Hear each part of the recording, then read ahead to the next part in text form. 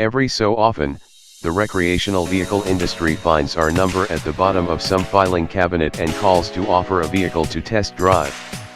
When the phone rang recently, we quickly established the what part of the call, which is to say, the new $95,544 Airstream Avenue, but it took us much longer to figure out the where, which is always the difficult thing when an RV is in play. An RV is basically a one-bed, one-bath condo on wheels, which makes it ideal for visiting any spot in the one nation under God that is accessible by a paved road and offers septic dump facilities. Just keep hosing in the gas, lots of gas, because the bigger RVs usually return single-digit mileage and America is your oyster. Can you get a warranty on a used tank? Somewhere down the line, I read that Phoenix's Papago Military Vehicle Show is the largest military vehicle collectors meet in the United States. As we found out later, the whole largest in the U.S.A aspect might have been something of an exaggeration, or faulty memory. Either way, if you haven't been to a military vehicle show, you haven't seen the Second Amendment in its full glory, which means privately owned tanks, and helicopter gunships, and armored cars, army ambulances, jeeps equipped with .50 calories machine guns, and so forth. This spectacle seemed as good a destination as any, so the wife and I, plus our two parrots, saddled up in the avenue and joined the Friday afternoon cattle stampede out of Los Angeles on Interstate 10. The avenue is, by RV standards, small. As you can see from the pictures, it's based on an extended 155-inch wheelbase Chevrolet Express 3500 work van, base price with the 6.0-liter V8, $32,285, of the type driven by plumbers and HVAC repairmen. We soon discovered this has its pros and cons. On the plus side, Chevy vans are banged out by the tens of thousands to a quality level that is current with car industry standards, unlike larger RVs that often rely on less common, more expensive, and more problematic components from the heavy truck world. An Avenue would be easy to have serviced at any Chevy dealership, and absolutely nothing about its mechanicals is exotic, from its 323 HP, 6.0-liter L96 V8 to its high dramatic 6L906 6-speed automatic. Other van-based RVs exist, of course.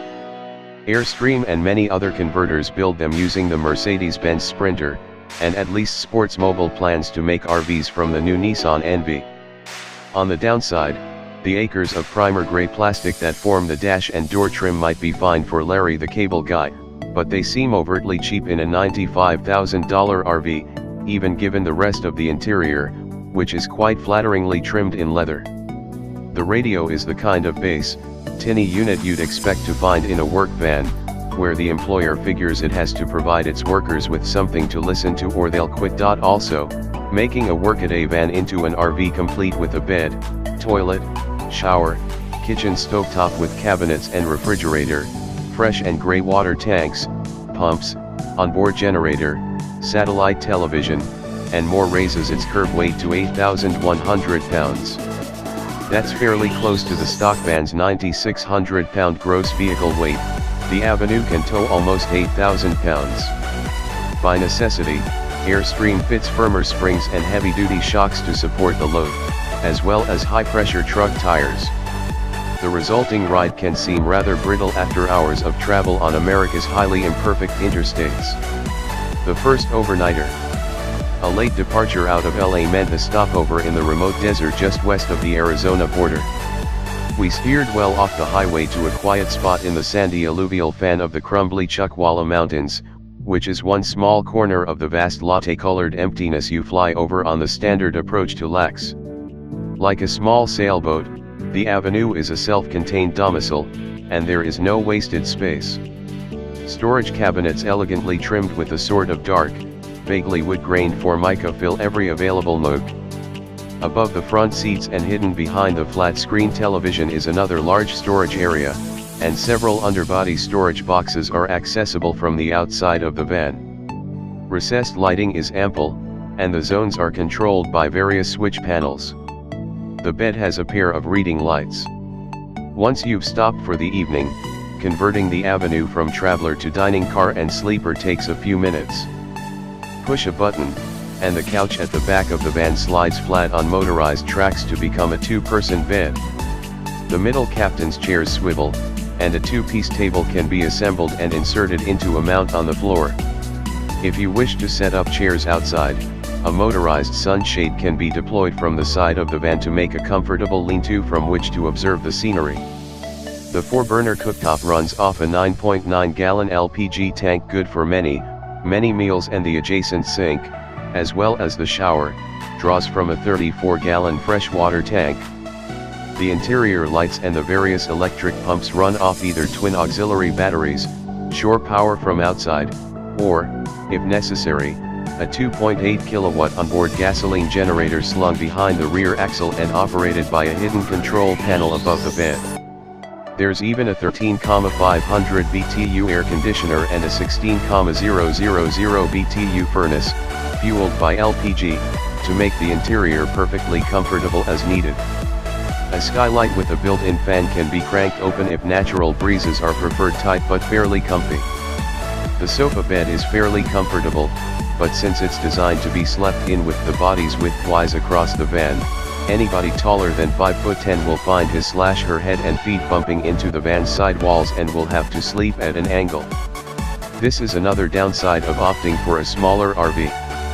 The van's narrow width means there's no actual bathroom, so when nature calls, you open the door hiding the toilet and shower and pull out a curtain that slides around you on a circular track in the ceiling. The curtain thus extends the privacy space to a comfortable zone, but it prevents passage from the front of the Avenue to the back. The toilet functions as per those found on boats with a gravity drain and light swirl of water. Drain channels in the van's floor funnel shower run off back to the 21-gallon gray water tank. Owing to the Avenue's limited capacities, you quickly become stingy with the fresh water. A couple of showers and a few after-meal cleanups drop the tank volume to half. Digital readouts on the control panel supply all tank levels and battery charge states, so after that, we went on a tighter water ration. In contrast, the LPG supply seems adequate for months on the road. The cluster of olive drab vehicles in the parking lot of an Arizona National Guard facility on the east side of Phoenix told us we had arrived at Papago. I'm not sure what we were expecting, perhaps a full armored division, so the 30 to 40 vehicles were, at first glimpse, something of a disappointment. But we soon found enough items to engross our attention, including a group of World War II-era Jeeps like the one we drove in Normandy in 2009, a rare and authentic-looking M3A1 White Scout car from the same period, and several vehicles from the Korean and Vietnam War eras, including a former British Army Daimler Ferret armored car. After giving Papago and the companion swap meet a couple of hours, we steered the Avenue north toward Sedona, Arizona, to visit our former colleague Patrick Bedard. Offered a bed in Bedard's rather sumptuous house, which was recently built to plans entirely of his own design, we declined and slept in the Avenue with the parrots. Despite near-freezing temperatures outside, we were quite warm and comfortable. Right-sized for a couple of people. The Avenue is, despite its weight and 21-foot-long bulk, fairly easy to drive with predictable handling and solid brakes, and the 490-mile slog home to LA passed comfortably except for the previously mentioned stiff ride. Fuel consumption was never better than 10 mpg, which, though hideous, is actually a decent figure in the RV world. With the 6.6-liter Duramax diesel that became available in the Express 3500 this year, we'd expect mid-teens to be possible if you're easy on the throttle. The Avenue is large enough to make cross-country travel for two seem luxurious, yet small enough to go where ordinary cars do at the gas pumps and drive-thrus. But be sure to check the overhead height, as the Avenue is more than 9 feet tall. It'll definitely fit in most private driveways without drawing attention from those who enforce local anti-RV parking ordinances. If it were any smaller, life aboard would be a constant chore of musical chairs for people and things. If your idea of camping includes air conditioning and satellite TV but you don't want to drive something the size of a Greyhound bus or even a Mercedes Sprinter, the Avenue could be your rig.